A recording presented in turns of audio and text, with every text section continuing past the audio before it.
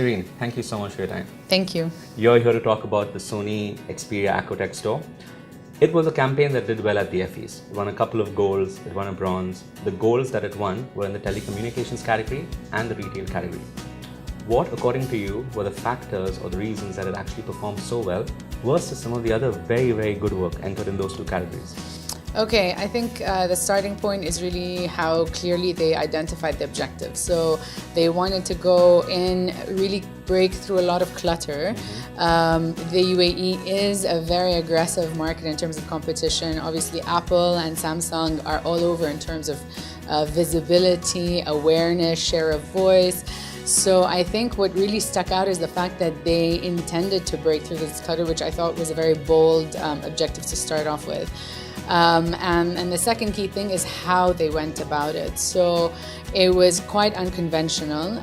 The regular way is, talking about how clear the visibility is, the level of pixels that it's underwater, extremely functional. And they actually steered away from this. So they went for a full sensorial experience, which was completely unconventional. Underwater, getting people to experience that, and getting them to relate it to the product benefits so that it actually is top of mind, but not so in your face. And I think this was extremely unique. And this is what clearly made them stick out versus the rest of the brands in the market. Now, this campaign was very, very widespread. A lot of news channels covered it, and mostly a lot of people were familiar with the idea when they walked into the jury room.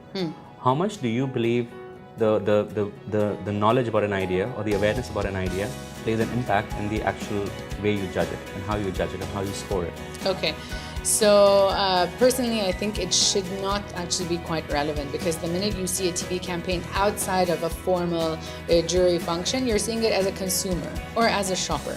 So it may resonate with you, may not resonate with you, but just purely because of the product choice or the message it's passing through.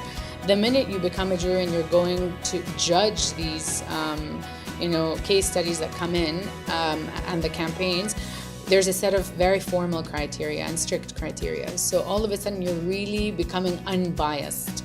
So your emotional and personal connection with the brand, whether or not you've seen it, whether or not you've liked it, should be quite irrelevant. And what becomes relevant is the judging criteria that we need to follow through. Was the objective clear? Were the results connected to the initial objective? The level of creativity, the impact it had, etc., etc.